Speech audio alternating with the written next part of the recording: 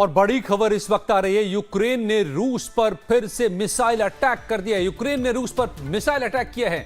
680 ACMS missile से attack किया गया है। CNN की खबर, कुर्स्क में यह अटैक हो गया, जिसकी बात हम रिपोर्ट में आपको दिखा रहे थे।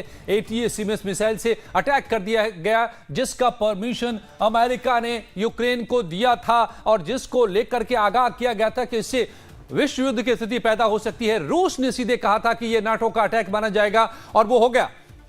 ये बड़ी खबर इस वक्त की आपको बता रहे हैं हम, और ये बड़ी खबर इसलिए भी है कि इसके बड़े रिएक्शंस हो सकते हैं।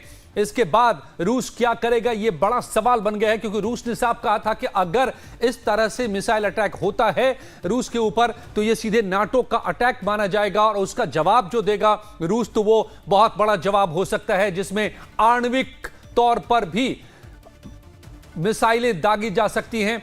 यह भी एक आशंका है। तो बड़ी खबर CNN की इस वक्त, कुर्स्क में अटैक हुआ है, यूक्रेन ने मिसाइल अटैक किया है। रूस ने यूक्रेन के हमले को हालांकि नाकाम कर दिया है, यह भी बताया जा रहा है।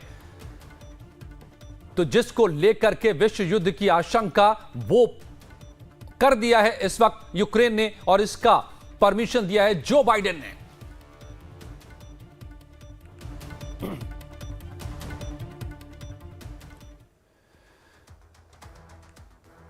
और रुक करें अगली बड़ी खबर का। ब्राजील के शहर रियो डी जनेरियो में G20 की बैठक हुई। इस बैठक में दुनिया से गरीबी मिटाने का संकल्प लिया गया। अगले 6 साल में दुनिया से 50 करोड़ गरीबों का स्तर सुधारने पर सहमति बनी। G20 सम्मेलन में गाजा और लेबनान में युद्ध विराम पर भी बात हुई। पीएम मोदी ने एक बार फिर शांति से मुद्दों को हल करने पर जोर दिया, और इस दौरान पीएम मोदी की कई देशों के नेताओं के साथ वार्ता भी हुई। विदेश मंत्री एस जयशंकर भी चीन के विदेश मंत्री वांग यी से मिले।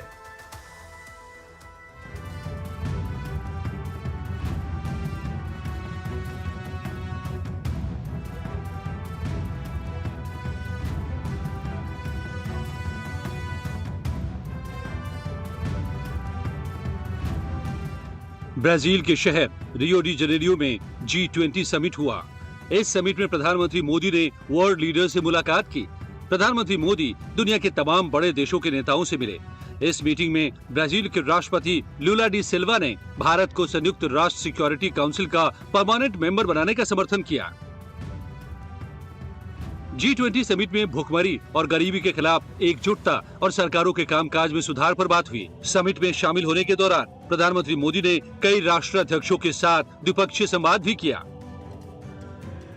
भारत और ब्रिटेन के बीच द्विपक्षीय वार्ता में दोनों देशों ने नए सिरे से फ्री ट्रेड एग्रीमेंट पर सहमति जताई। पीएम मोदी ने मैनचेस्टर और बेलफास्ट में 2 नए वाणिज्य दूतावास खोलने की भी घोषणा की।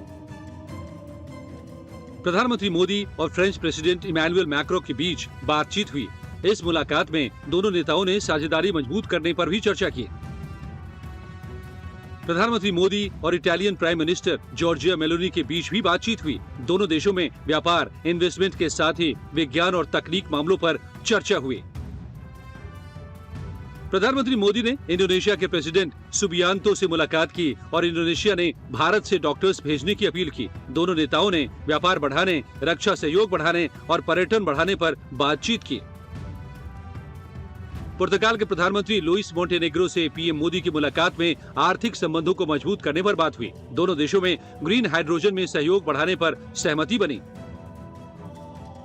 पीएम मोदी की अमेरिकी राष्ट्रपति जो बाइडेन से अनौपचारिक बातचीत भी हुई। जो बाइडेन खुद मोदी के पास पहुंचे और हाथ मिलाया। इसके बाद दोनों नेताओं के बीच बातचीत हुई। G20 समिट में पीएम मोदी ने भारत का पक्ष भी रखा। पीएम मोदी ने कहा कि भारत ने 10 साल में 25 करोड़ लोगों को गरीबी से बाहर निकाला है। 80 करोड़ लोगों को मुफ्त अनाज दे रहे हैं। 55 करोड़ लोग फ्री हेल्थ बीमा का लाभ उठा रहे हैं। किसानों को $20 बिलियन यानी 1,68,000 करोड़ रुपए दिए। भारत वैश्विक खाद्य सुरक्षा में योगदान दे रहा है। हाल ही में मलावी, जाम्बिया और जिम्बाब्वे में मदद पहुंचाई गई।